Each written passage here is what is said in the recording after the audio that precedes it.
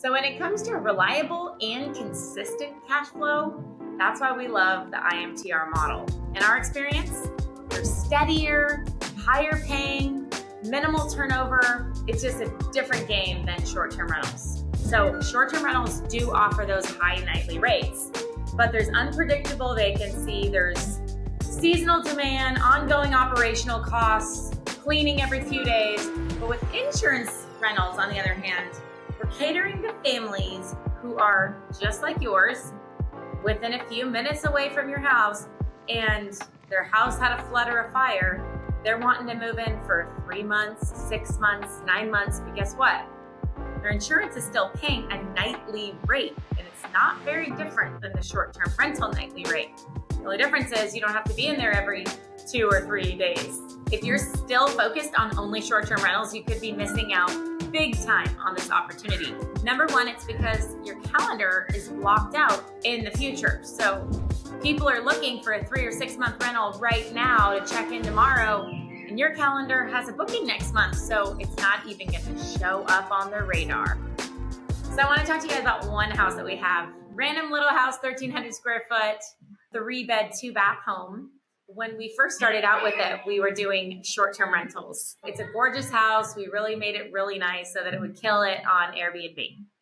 And it did. It did really well for a while. But then when insurance picked up in other houses in other markets, we thought, could this house, the one that does so well with short-term rental, could it do just as well with midterms? I mean, particularly iMTR. So we put it to the test. And we looked at months that were a good month for us on STR, which meant like pretty much, 5, 6 turnovers, staying on average 4 or 5 nights. We typically would have somebody check in on like a Thursday, leave on a Monday, or Thursday through Sunday. And it was booked up every single weekend. But we'd have those Tuesday, Wednesday, Thursday maybe open. And so on a good month for us, we were making about $5,000 a month in income. And so we decided, what if we listed it as an insurance midterm rental for about the same price? So we started there. We started at $4,800, listed it, and boom, got a booking, got a really great booking. And they stayed for a few months. And then we started thinking, oh my gosh, we're making pretty much the same money that we made doing all this work, all this headache, all this check in, check out. So what about, I wonder if we could bump it a little bit. There's nothing this nice in our area. So we bumped it up to $5,800, and we got a really nice booking. It was very long. And when those people checked out, we went back to, because we had it listed and it was just kind of sitting for a few days. And so I was like, all right, let me let, a short-term person stay. Okay. Somebody else booked for a week. Let's keep it going. And then all of a sudden we thought, no. When we got the 58, it was way better than getting even 58, even if we could get on a phenomenal month STR, because it's just way less work, way less headache. So I went ahead and listed it 58, and through negotiating and pets and all that, we actually had somebody close at $6,800 a month.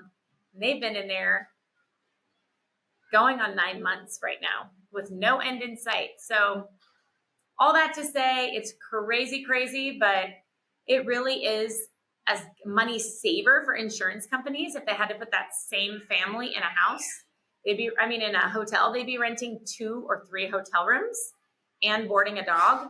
And so you can see how price-wise that just doesn't compete. Plus, there's this thing in the insurance industry called like for like.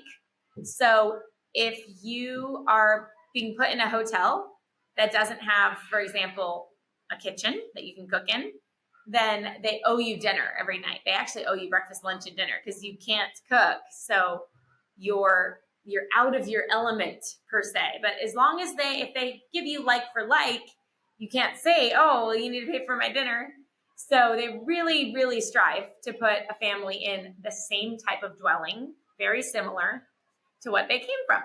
It saves them money. So even though we feel like we're making a great amount of money and it's very premium pricing, they're actually saving money. So if you're looking to pivot from short-term to midterm, give me a call, click that link, book a call with me, and I would love to talk to you about if your area could work for this or not. Another reason we love iMTR is that the payments are guaranteed. Have you ever had a payment on Airbnb where they're like, sorry, we had trouble collecting payment from blah, blah, blah.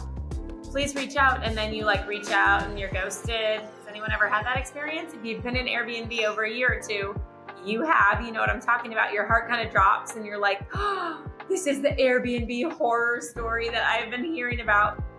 And it usually works out. I mean, most times it did work out, but you have to call them. You got to figure out why their credit card didn't work. They got to do these calls. They're in your house for 3 days without paying, and then maybe it'll get settled. But this type of thing never happens in the insurance world.